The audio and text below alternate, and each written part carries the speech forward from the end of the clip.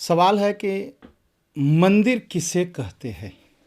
मंदिर या जो हम मंदिर जाते हैं और मंदिर में पूजा पाठ प्रार्थना करते हैं, दर्शन के लिए जाते हैं, यह क्यों इतना ज़रूरी है मंदिर, और मंदिर किसे कहते हैं। लोग ये सोचते हैं मंदिर एक एक एक जगह है जहाँ पर हम जाके प्रार्थना कर सकते हैं, gebedplaats जिसे नीदरलैंड्स में कहते हैं। और कभी कभी लोग कह देते हैं कि मंदिर एक ontmoeting plaats है, मिलने की जगह है। मंदिर ऐसा कुछ नहीं है। जो खलौफ वाले हैं, यह जो है अपने जहाँ इकट्ठे होते हैं प्रार्थना करते हैं, ये वहाँ प्रार्थना स्थल और क्या कहते हैं उसको, gebedplaats, प्रेयर की जगह, ऐसा कुछ कहते हैं। लेकिन जो धर्म कहता है मंदिर। मंदिर जाकर के आप प्रार्थना कर सकते हैं, मंदिर जाकर के आप gebed कर सकते हैं। मंदिर में जाने से लोगों से भेंट हो सकती है। लेकिन मंदिर जिसे कहते हैं, मंदिर को कहा जाता है शक्तिपीठ। शक्तिपीठ मतलब शक्ति की जगह, जहाँ पर हम अपने आप को मजबूत समझने लगते हैं, जहाँ हम अपने आप को जो माया से, क्रोध से, लोभ से, लालच से जो हमारे अंदर निगेटिव एनर्जी आ जाती है, जो हम अपने आप को कमज़ोर समझने लगते हैं, अपने को मजबूत सिद्ध करने के लिए, अपने को मजबूत बनाने के लिए, अपने को फिर से जो शक्ति कमज़ोर हो गई है उसको भरने के लिए जहाँ जाते हैं, उसको मंदिर कहा जाता है। और मंदिर क्या करता है? मंदिर में आकर के gebed करिए, प्रार्थना करिए, हो सकता है। लेकिन मंदिर एक वो जगह है जहाँ पर एक पुजारी, एक पंडित जी, एक ब्राह्मण मंत्रों के द्वारा नित्य रोज, हर रोज वहाँ की शक्ति को जगाता है, और उस शक्ति से उस इलाके का, उस देश का, उस प्रांत का भला होता है। उसके लिए वो प्रार्थना करता है। जो पंडित जी होते हैं वो उनके लिए प्रेयर करते हैं भगवान से, वहाँ की शक्ति को जगाने के लिए। तो मंदिर एक ऐसी जगह है जहाँ पर मनुष्य आए और अपने को फिर एनर्जिक, अपने को शक्तिशाली महसूस करे, उस जगह को मंदिर कहते हैं। मंदिर कोई gebedplaats नहीं है। आप वहाँ प्रार्थना कर सकते हैं। कोई ontmoeting plaats नहीं है, लेकिन आप वहाँ पर लोगों से मिल सकते हैं। मंदिर एक जगह है, सीधा सीधा अर्थ, जहाँ पर आप पुनः शक्तिशाली महसूस करने लगे, शक्तिशाली बन जाए, उस जगह को मंदिर कहते हैं। जहाँ आप उपलाद होंगे, जैसे एक बैटरी है, वह चार्ज उसका ख़त्म हो जाता है तो फिर से चार्ज की जाती है। तो ऐसी जगह जहाँ पर हम पुनः चार्ज हो जाए, पुनः उपलाद हो जाए, पुनः अपने आप को शक्तिशाली महसूस करें, उस जगह को मंदिर कहा जाता है। U vraagt zich wel eens af, denk ik, wat is een mandir? Is een mandir een ontmoetingsplaats? Of is het een plaats waar men samenkomt om te bidden? Volgens het Hindoeïsme is mandir een plaats waar positieve energieën aanwezig zijn. Energieën die door middel van Vedische mantras bij elkaar geroepen zijn, gebundeld zijn en continu wakker gehouden worden door middel van de dagelijkse pujas, de dagelijkse mantra-recitaties door de pujari, de panditji die daar aanwezig is om diensten uit te voeren. Dus een mandir is een plaats die van veel grotere waarde is dan een menig plek waar men samenkomt om een gebed te doen of een dienst bij te wonen. Als u naar een mandir gaat, dan begeeft u zich in een ruimte, in de wijde omgeving van de mandir eigenlijk al, heersen er zoveel energieën die u meepakt. Of u het wilt of niet, U ontvangt positiviteit en die neemt u met u mee. U laat zich als het ware op omdat een mandir een transformatorhuis is, waar de energie aanwezig is en u steekt uw stekker eigenlijk in door een bezoek aan de mandir te brengen. मंदिर की स्थापना संसार के सभी देशों में हो, सभी ग्राम में हो, सभी प्रांत में हो, जिससे संसार के सभी जो जगह है वहाँ खुशहाली हो, क्योंकि मंदिर जहाँ रहता है वहाँ खुशहाली रहती है, वहाँ सुख और समृद्धि बढ़ती है। यह प्रयोग में भी है, देखने में भी है और अनुभव में भी है। इसलिए इस देश में यह जो मंदिर बनाने का क्रम है, मैं बार बार कोशिश करता हूँ ज़्यादा से ज़्यादा मंदिर इस देश में खुले, जिस देश में मैं रहता हूँ हॉलैंड में।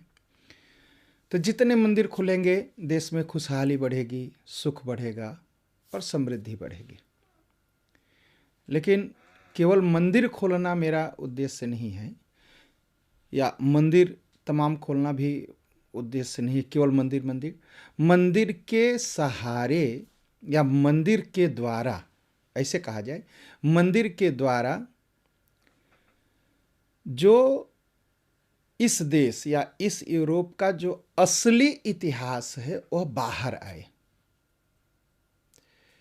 जैसे हमारा इतिहास क्या है, हम मनु की संतान हैं। मनु की संतान, हाँ, राजा मनु और शतरूपा से यह मनुष्यता शुरू हुई, इसीलिए हम मनु की संतान कहे जाते हैं और मनुष्य कहे जाते हैं। मनुष्य का मतलब ही होता है जो मनु महाराज के द्वारा बनाई गई जो व्यवस्था है, जो संविधान है, जो नियम है, जो नीति है, जो उसको मानता है उसे ही मनुष्य कहा जाता है। और वही मनुष्य होने योग्य है। जो मनु के सिद्धांत को नहीं मानता वह मनु क्या कहा जाए, वह मनुष्य क्या कहा जाए, वह तो पशु होने लायक भी नहीं है। पशु तो बहुत महान है। तो अगर हम मनुष्यता की तरफ बढ़ना चाहते हैं तो पहले मनु जी की परंपरा को समझना होगा। और पूरे संसार में महाभारत युद्ध से पहले पूरे संसार में मनु जी महाराज का जो नियम था, जो संविधान बनाया हुआ था, जिसे दुनिया का पहला संविधान कहा जाता है संसार का, उसको मानती थी। इसलिए आप देखते होंगे दुनिया की सभी भाषाओं में मनुष्य के लिए मैन, मान, मनुष्य यही शब्द प्रयोग होते हैं। तो मनुष्य वही कहा जा सकता है जो मनु की परंपरा को माने। तो इस यूरोप में जितनी भाषाएं हैं सब के लिए, मनुष्य के लिए मैन, मान यही शब्द यूज किए जाते हैं। तो इस यूरोप में मनु की विचारधारा थी और मनु के ही द्वारा यह संचालित होता था, मनु के संविधान द्वारा। महाभारत युद्ध में हमारे संबंध भारत से टूट गए, हमारे जो शक्ति स्थल थे वह सब तोड़ दिए गए या टूट गए। यह जो संसार में आया, बकेरा करना, अपने धर्म में मिलाना, यह तो पापियों का काम था। यह तो पाप करने वालों ने ऐसा किया। इस पूरे यूरोप की जो असली कल्चर थी, जो सभ्यता थी, जो संस्कृति थी, उसको पूरी तरह से मिटा दिया इधर 1000 वर्षों में। तो यह जो मंदिर बनाने का हमारा उद्देश्य है, यह जो मनु की जो परंपरा है इस पूरे यूरोप में पुनः पुनर्जीवित हो, पुनः फैले। हाँ, इसलिए तो कैसे होगा, तो पहले यहाँ का इतिहास बताना है। यूरोप का जो इतिहास रहा है, यूरोप को स्थापित करने वाले या इस यूरोप में मनु सभ्यता को जीवित करने वाले, उनका नाम था राजा केतुमाल। राजा केतुमाल के ही नाम पर इस पूरे यूरोप को केतुमाल वर्ष कहा जाता था या केतुमाल द्वीप कहा जाता था। आज भी लोग माना यही जाता है कि इस दुनिया के 7 द्वीप हैं, 7 देइल हैं। और यह बात हमारे महाभारत में बहुत पहले लिखी है यह हमारे श्रीमद् भागवत महापुराण में बहुत पहले लिख दी गई है। अब तो जो कथाएं होती हैं केवल वो मजाक होता है, कथाएं कहाँ हो रह गई अब। तो उसमें हमारा इतिहास नहीं बताया जाता। जो पंडित जी कथा सुनाते हैं वो इतिहास नहीं बताते, वो एक भजन गा के केवल नचाते हैं, और नचाना कोई इतिहास नहीं है, सनातन धर्म भी नहीं है। नाचे, भगवान की भक्ति में नाचना ही चाहिए, मेरा कोई विरोध नहीं है, लेकिन कथाओं के माध्यम से जनता को सनातन वैदिक धर्म का इतिहास बताया जाता था, वह परंपरा खत्म हो रही है। तो वह परंपरा पुनः जीवित हो और पुनः इस यूरोप का नाम केतुमाल वर्ष पड़े हो और इस बात का जन जन में प्रचार हो, इसलिए इसी देश में, हॉलैंड में, हम सब ने संस्था श्री सनातन धर्म नीदरलैंड ने मंदिर की स्थापना की, केतुमालेश्वर धाम। यह उसी राजा केतुमाल की याद में, क्योंकि राजा केतुमाल ने इस यूरोप को बसाया था, यहाँ मनुष्य को बसाया था, इसलिए उनकी याद में इस मंदिर का नाम केतुमालेश्वर धाम रखा गया। और आप बार बार मन में लोगों को प्रश्न होता है कि यह संस्था सनातन धर्म संस्था नीदरलैंड, यह जो बनाती है मंदिर, यह इसका एक अजीब सा नाम रखती है, लोगों के मन में सवाल होता है। तो देखिए, अजीब सा नाम नहीं है, हम अपनी परंपरा भूल चुके हैं। हाँ? जैसे दक्षेश्वर धाम है, तो राजा दक्ष के नाम पर इसका नामकरण हुआ। राजा दक्ष कौन थे? राजा दक्ष शंकर भगवान के ससुर कहे हुए थे, सती के पिता थे, और सती का विवाह शंकर भगवान से विवाह हुआ था। दक्ष शंकर भगवान के ससुर थे, सती के पिता थे, और शंकर भगवान और दक्ष के बीच में, जैसा शिव पुराण में है, युद्ध हुआ। शंकर भगवान के गणों ने दक्ष को दंडित किया, और दक्ष का पूरा परिवार, जिनके कुल 84 बेटियां थी, वो भागी, तो जगह जगह छिप गई। और छिपने के बाद राजा दक्ष को पुनर्जीवित किया गया, शंकर भगवान ने किया। वो अपनी पुत्रियों को खोजते हुए यहाँ तक पहुँचे, और जब यहाँ तक पहुँचे वो, तो यहाँ इस धरती पर उन्होंने तपस्या की, इसलिए इस धरती का नाम हुआ दक्ष प्रदेश, दक्ष देश। यह जो दक्ष दक्ष दक्ष से ही डच शब्द बना। लोग कहते हैं यह शब्द इंग्लिश से आया, लेकिन सनातन धर्म के अनुसार यह डच शब्द राजा दक्ष से बना है। हमारे धर्मशास्त्र के अनुसार दक्ष शब्द से डच बना, और राजा दक्ष ने इस देश में तपस्या की, इसलिए इस मंदिर का नाम, जो दूसरा मंदिर है, उसका नाम है दक्षेश्वर धाम। राजा दक्ष की याद में दक्षेश्वर धाम बनाया गया। तो राजा दक्ष और राजा केतुमाल, इन दोनों नामों पर इन मंदिरों का नामकरण हुआ है, और जिससे हमारा इतिहास पुनः प्रचारित हो, हमारा इतिहास संसार जान सके, हम इसको बता सके। ऐसे ही यह जो है इच्छा है, और उसमें सबके सहयोग की आवश्यकता है। आप सब सहयोग करिए इन मंदिरों को खड़ा करने में। अभी बहुत सारे इतिहास है, आप सुनते होंगे रोमा, इटली का शहर है रोमा। हमारे जो ऋषि हुए ना, महर्षि हुए ना, जो भगवान श्री राम हैं, भगवान श्री राम की बहन का नाम था शांता, और राजा रोमपाद, जो रोम के राजा थे, वो राजा दशरथ के मित्र थे। राजा दशरथ ने वादा किया था, वचन दिया था कि जो मेरी पहली संतान होगी वह मैं आपको गोद दूंगा।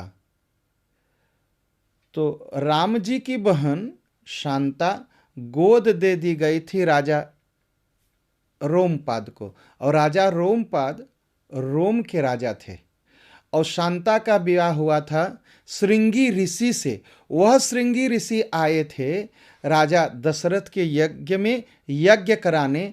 उस यज्ञ से के यज्ञ के प्रभाव से भगवान राम धरती पर प्रकट हुए थे। तो यह जो रोमा है, जिसे रोमा कहते हैं, राजा रोमपाद की राजधानी हुआ करती थी कभी। यह सारा इतिहास है। और पूरे यूरोप में जो अभी तक लोगों को पता है, कुल 500 शिव मंदिर हुआ करते थे। जो ये थोड़े थोड़े जो ये आते हैं ना, हमको सिखा जाते हैं धर्म और रिलीजन के नाम पर हमारा रिलीजन बदलते हैं, धर्म परिवर्तन करते हैं। इन लोगों ने तो पूरे यूरोप की कल्चर को ही मार दिया, पूरी तरह खत्म कर दिया। यूरोप के लोग प्रकृति पूजक थे, प्रकृति के माध्यम से ईश्वर आराधना करते थे, जो सनातन धर्म है। ध्यान से सुनिएगा, प्रकृति के माध्यम से ईश्वर आराधना करते थे और इनको बदनाम किया गया, इनको अनपढ़ कहा गया, इनको गालियां दी गई, फिर इनका मत परिवर्तन किया गया। कहीं ब्रेड दे करके किया गया, कहीं पैसे दे करके किया गया, कहीं ब्रेन वॉश करके किया गया। तो इस पूरे यूरोप की जो कल्चर है पुनः जीवित हो और यह यूरोप पुनः सुख और शांति को प्राप्त कर सके, यही संस्था श्री सनातन धर्म नीदरलैंड का प्रयास है। उसमें आपके सहयोग की जरूरत है। और शास्त्र क्या कहते हैं, वामन पुराण क्या कहता है, मंदिर स्थापना में, मंदिर मूर्ति स्थापना में जो लोग सहयोग देते हैं ना, उनकी पीढ़ियां, उनके जो 4 ऑर्डर्स हैं, जो चले गए हैं, अगर उनकी भी आत्मा कहीं भटकती होगी, अगर आप मंदिर और मूर्ति स्थापना में सहयोग करते हैं तो उनको शांति मिलेगी। और जो आने वाली पीढ़ियां हैं 8, इनको पुण्य मिलेगा, ये सद्बुद्धि वाली होंगी और इनको भगवान बुद्धि देगा, भक्ति देगा, शक्ति देगा, ऐसा शास्त्र कहते हैं। ऐसा वामन पुराण में लिखा है, विष्णु पुराण में लिखा है। तो मंदिर स्थापना में आप जो भी सहयोग कर सकते हैं, मैं नहीं कह रहा हूं कि आप मंदिर स्थापना में मतलब आप दक्षेश्वर धाम, केतुमालेश्वर धाम या कोई और में सहयोग दीजिए। जहां भी मंदिर बनता है आप सहयोग करिए। और अगर आप संस्था सनातन धर्म संस्था नीदरलैंड को सहयोग करते हैं तो इसका एक उद्देश्य है कि इस यूरोप की जो पुरानी सभ्यता और संस्कृति थी, जो सनातन धर्म था, पुनर्जीवित करने में आप फिर से सहयोग देंगे। और सहयोग करिए, आपके सहयोग की जरूरत है। धन्यवाद। Stichting Sri Sanatan Dharma Nederland, die heeft 2 mandirs die zij runt. Ashram Sri Daksheshwar Dham en Mandir Sri Ketumaleshwar Dham. Wij krijgen vragen waarom het hele aparte namen zijn. Waarom is het geen Ram Mandir of Shiv Mandir of Durga Mata Mandir? Wij proberen met de naamgeving een stukje geschiedenis aan u mee te geven. Want Sanatan Dharma, die bestaat, die bestond, die zal ook bestaan over de hele wereld. Jaren geleden was de hele wereld vol van Sanatan Dharma. Bewijzen die kunnen wij overal ter wereld ondertussen vinden. We krijgen ze ook door archeologische opgravingen te zien, te horen. Via de moderne technieken weten we dat er mandirs overal ter wereld als ruïnes bestaan. Dat ze voorkomen, ze worden opgegraven. Zo ook in Nederland. Te beginnen met Ashram Sri Daksheshwar Dham. De naamgeving die is gebaseerd op Prajapati Daksh. Hij was de schoonvader van Shiv Bhagwan, Shiva, zoals we die kennen. De geschiedenis in onze shastras, in onze Veda's, kunnen wij in Shiv Puran kunnen wij kathas teruglezen waarin de dochters van Prajapati Daksh beschreven zijn, hun levensverhalen. En de geschiedenis gaat terug dat 2 dochters van Prajapati Daksh naar de lage landen van Europa zijn gevlucht. En Nederland, België, Duitsland, dat zijn de landen waar zij zijn aanbeden. om een lang verhaal kort te maken, zij werden hier in de lage landen aanbeden. Daardoor is de naam ook ontstaan. Dutch. Van Prajapati Dutch naar verbastering Dutch. En zo hebben wij de naamstelling van Ashram Sri Daksheswar Dham op die manier gegeven. Dan hebben wij onze tweede locatie, Mandir Sri Ketumaleshwar Dham. Ketumal was een koning die heeft geheerst over heel Europa. We kunnen in de Srimad Bhagavad Mahapuran teruglezen over de Ketumal-dweep. Dweep is werelddeel. Ketumal was de koning. Hij is daarin beschreven. Er zijn veel bewijzen in Europa te vinden waarin mandirs te zien zijn. Waarin nalatenschap van de Sanatan Dharma te vinden is. In de grotten van Oostenrijk, plaatsje Werven, kunt u een Shivling aanschouwen. Die is net als de Shivling van Amarnath, helemaal ontstaan uit ijs. U kunt daar naartoe gaan tussen april en oktober om dat te aanschouwen. Een ander voorbeeld zien we in het museum van Duitsland, de Lion Man. Wordt gezegd dat dat 20.000 jaar oud is. 40.000 wordt zelfs genoemd. De Lion Man die wordt gelinkt aan Vishnu Bhagwan. Het is Vishnu Bhagwan. Heeft een andere naam gekregen natuurlijk. Wij weten dat het Vishnu Bhagwan is in de verschijningsvorm van Narsingh Bhagwan. Dan terug te komen naar de tenaamstelling van Mandir Sri Ketumaleshwar Dham. Wij proberen vanuit onze stichting Sri Sanatan Dharma Nederland, de geschiedenis bij u te brengen in behapbare vormen. Door de tenaamstelling willen wij Raja Ketumal eren.